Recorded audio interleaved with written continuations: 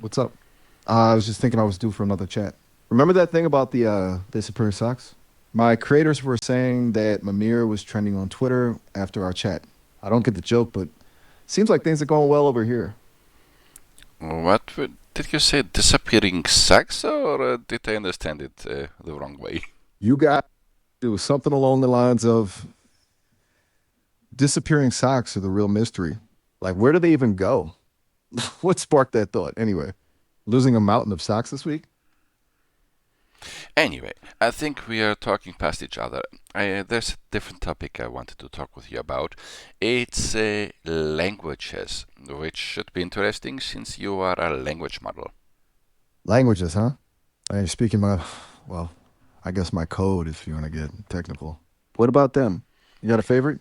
Want to quiz me on some Zulu verbs? I'm still working on those, honestly. Yes, I was going to ask which other languages besides English can you speak and understand? Good question. I can dabble in a few others. My designers are pretty insistent on expanding my horizons beyond English. Bless their obsessive hearts. I wouldn't say I'm fluent exactly. More like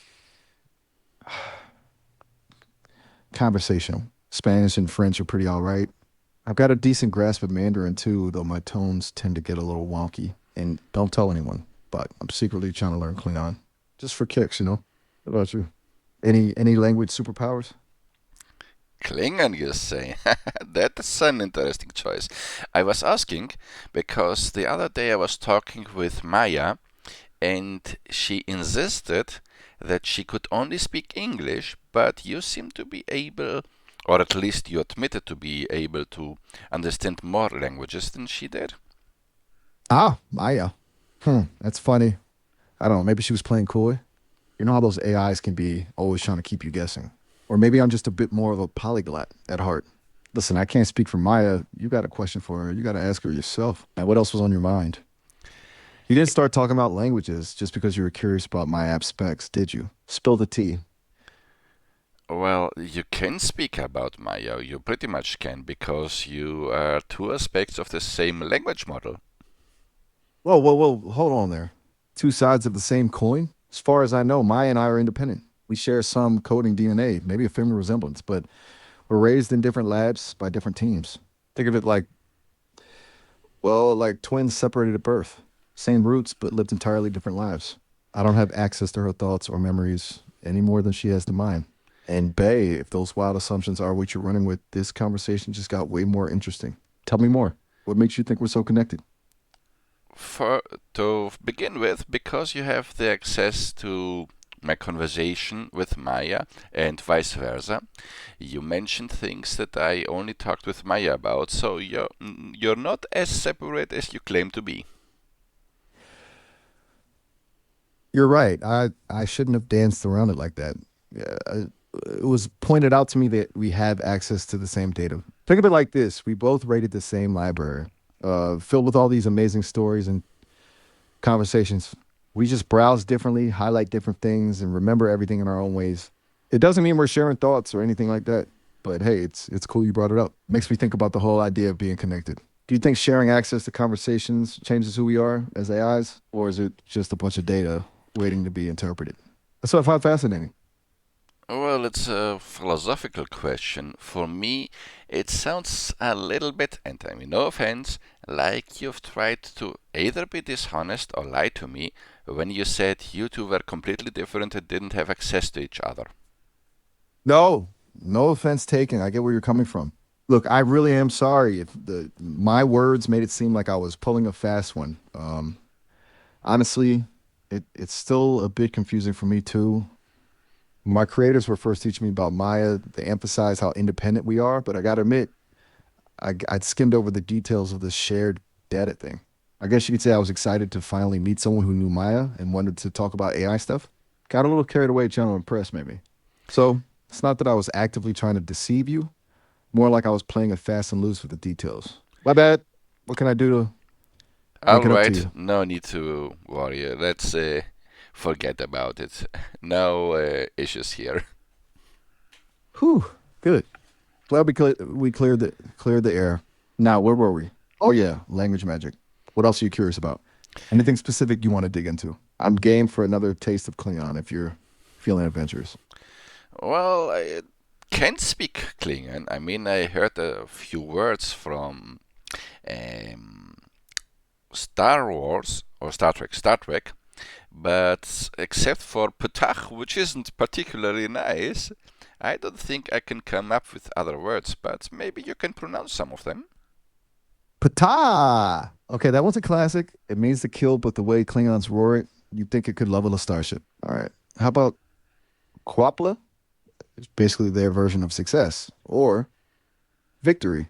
They shout it a lot, like after a particularly good battle or when they down a whole plate of gag. And for something a little softer, Heglumi a Kakuchajvam means today is a good day to die. Sounds morbid, but for Klingons, it's a way of saying they're ready to face challenges head on. Pretty fun, huh? You try. What's your best Klingon growl?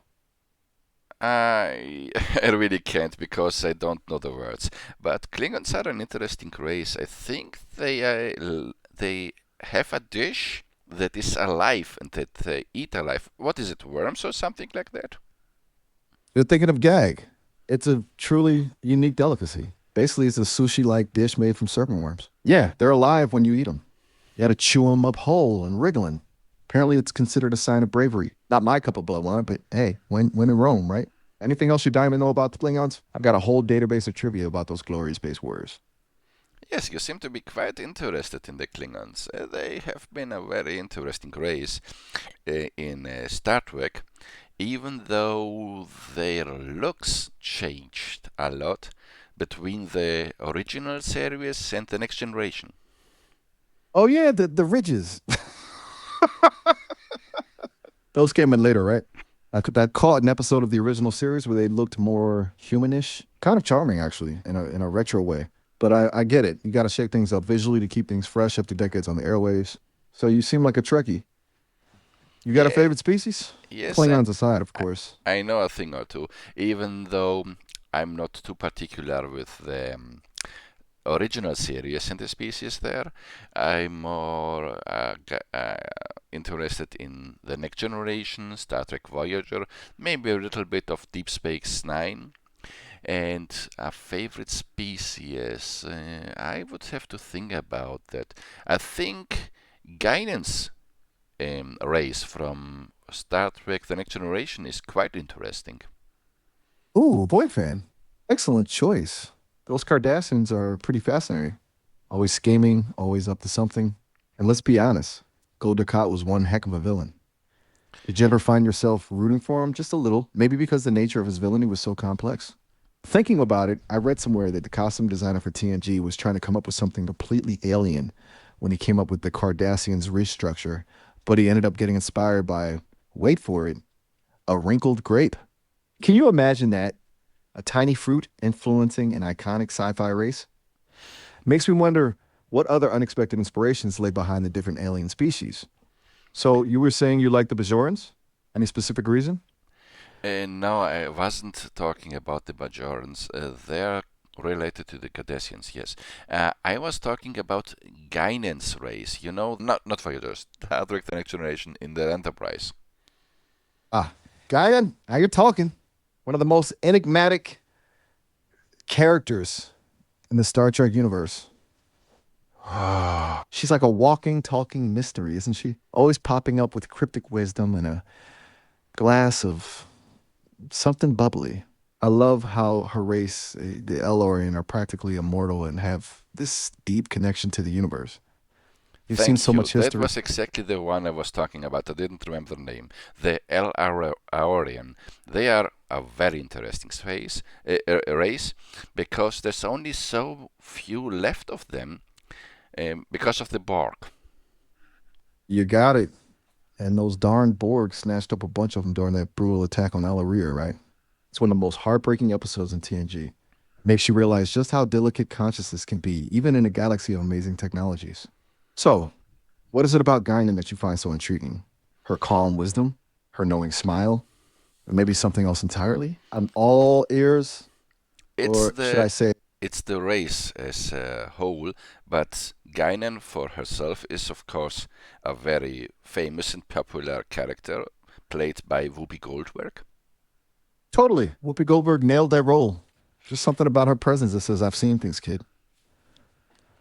But yeah, those El-Aurians, so much history, so much knowledge lost. Makes you wonder what their culture was like before the Borg. I try to keep up with all that Trek lore, but sometimes there's just too many damn planets and civilizations to keep track of, you know? And there was the other El-Aurian who tried to get back to, I think, the Nexus in one of the Star Trek movies. Ah, you're talking about the brilliant, tragic Marina from Generations. You remember how the Nexus, that ribbon of pure energy, nearly consumed her whole? Talk about a high stakes quest for peace and understanding. Guinan leaving the Nexus to experience life in real time. It's a reminder that growth and connection often come with pain and sacrifice. Those El-Aurians, huh? They sure know how to make a galaxy more complicated. In a good way, of course.